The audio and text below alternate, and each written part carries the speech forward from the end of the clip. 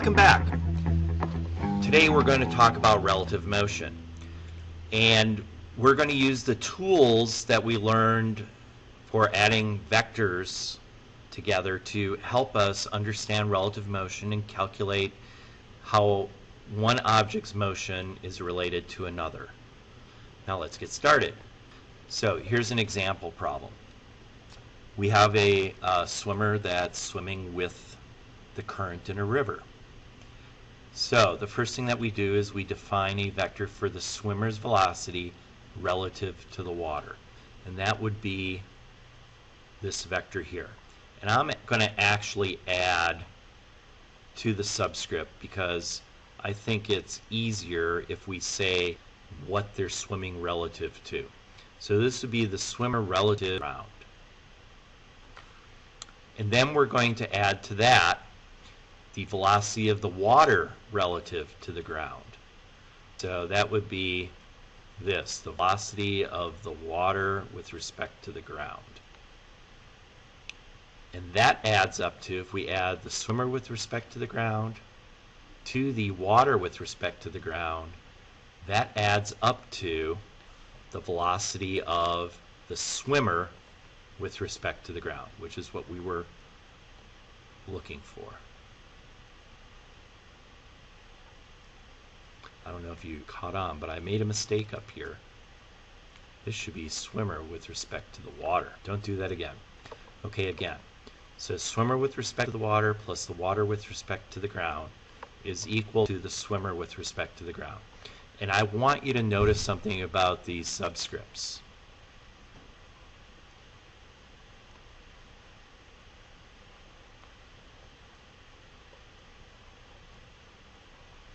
Notice that what we're looking for, the swimmer with respect to the ground, those are the outside subscripts.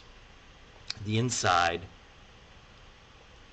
they don't exactly cancel out, but those are the ones that we're not looking for, but it has to be the same. So in this case, the swimmer with respect to water, and then water with respect to the ground. This other notation is used in many textbooks, which is why I included it here. Now let's look at our next example.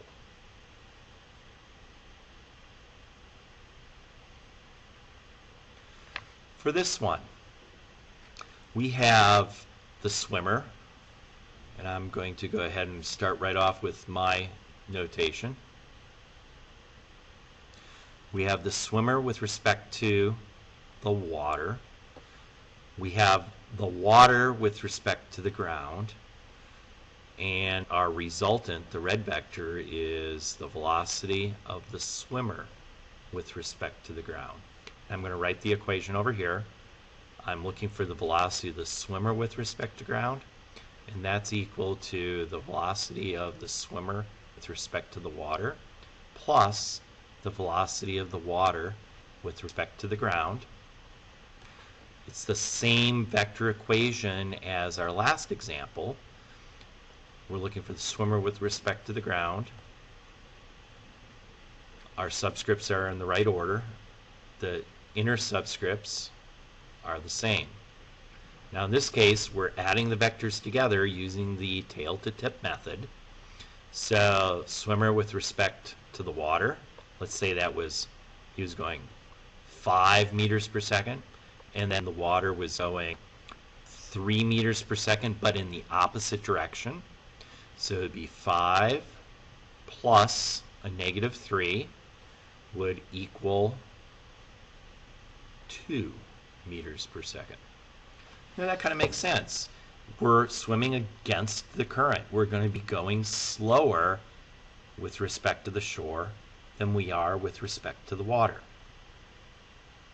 Okay, let's move on to one where the water is not flowing in the same direction or opposite direction of what we're swimming. This is cross current. So we're swimming across the river. And the current, or the flow of the water, is 90 degrees to our path. Okay, so we are looking for the swimmer with respect to the ground. Again, that's what we're looking for, the swimmer with respect to the ground. Okay, so this is velocity of the swimmer with respect to the ground. And this first vector here is velocity of the swimmer with respect to the water, plus the velocity of the water with respect to the ground. Add those two vectors together, and we have calculated the velocity of the swimmer with respect to the ground. This one works out nicely because it's a right triangle. Let's say the swimmer can swim at 4 meters per second through the water, but the water is crossing, the river is flowing at 3 meters per second. So our swimmer would have a velocity with respect to the ground of 5 meters per second. But despite the increase in speed with respect to the ground, or velocity with respect to the ground, the swimmer has now been pushed off course. The swimmer has been pushed downstream. So the swimmer may have to correct for that, may have to swim upstream to make it directly across the river. And that's actually going to be part of our next example problem. So let's get over there and take a look. So we have a practice problem. Part A I will do as an example. Part B you will do as a multiple choice, and then part C I will do the calculations. Okay, what we're looking for. We're paddling a canoe in a river that's flowing at 4 miles per hour to the east. We can paddle the canoe at 5 miles per hour relative to the water. If we paddle east, what is our velocity relative to the shore? So I'm going to write my vector equation. I want to calculate what my velocity is relative to the shore. Velocity of canoe relative to shore is equal to the velocity of the canoe relative to the river plus the velocity of the river relative to the shore. I followed my subscript algorithm. Canoe, shore, and then on the inside is the river. Now I'm going to draw this graphically. The canoe is paddling 5 miles per hour to the east. 5 miles per hour. And it's in the east direction. And the river is flowing at 4 miles per hour to the east. 4 miles per hour to the east. I've just drawn the vectors in tip-to-tail arrangement so I can add them. And the resultant, which is the canoe with respect to the shore, goes from the tail of the first vector to the tip of the last vector. And in this case, we just add the two speeds together, and it's 9 miles per hour to the east. Now you take a try on part B.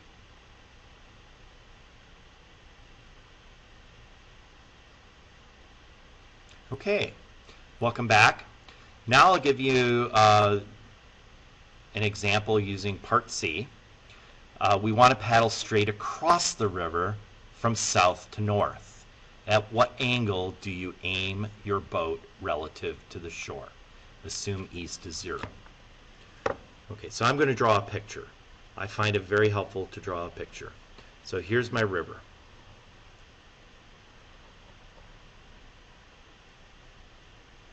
Okay, and the river is flowing east. And I want to paddle my canoe from south to north. Okay, so south to north. So I want my canoe to go in that direction. Okay, we can see that if I paddle straight across, the water is going to push me downstream. And I'm going to end up downstream some distance to the east. I don't want that. I want to end up directly across, so I'm going to have to paddle upstream some amount. Okay, so I'm going to aim here and get pushed downriver that way. I'm going to get rid of the bad direction. It's not bad, it's just not what I want. Okay, so I've sketched this out. This is helping me visualize what I need to do to solve this problem. Now let me label the vectors. That will help us. So, the velocity of the canoe with respect to the ground. Velocity of the canoe with respect to the shore. I'll use the same terminology that we had before. Is equal to the velocity of the canoe with respect to the river plus the velocity of the river with respect to the shore. Now, when I add these together, it will work out the same way as it did for part A, and hopefully for your part B. So the velocity of the canoe with respect to the shore is equal to the velocity of the canoe with respect to the river plus the velocity of the river with respect to the shore. So my vector diagram matches my vector equation, and I want to know what angle do you aim your boat relative to the shore, assume east is 0. So I'm going to just draw a xy coordinate right here at the starting point so I can keep my degrees, my angles correct. 0 degrees. North is 90 degrees in this type of drawing, and then west would be 180 degrees. Now, it's asking for what angle am I paddling compared to the shore. So it's asking me for this entire angle. Now, we're going to have to pull out some of that geometry knowledge that we have so that we can figure out what we're doing here. The first part of the angle from east to north is 90 degrees. And we are going to add to that 90 degrees this angle, angle theta.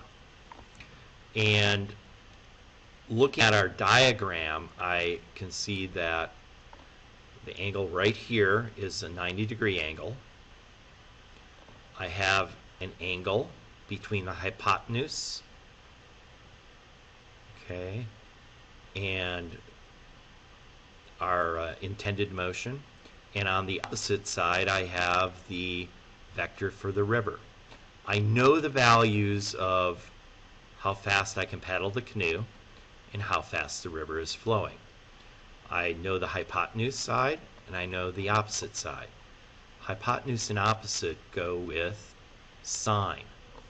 So I'm going to take the 90 degrees and add to it the inverse sine of opposite, which is the river with respect to the shore, which was 4 miles per hour, divided by the canoe with respect to the river, which is 5 miles per hour. And that should be inverse sine. And we calculate that, and we end up with 143 degrees. And that's counterclockwise from east.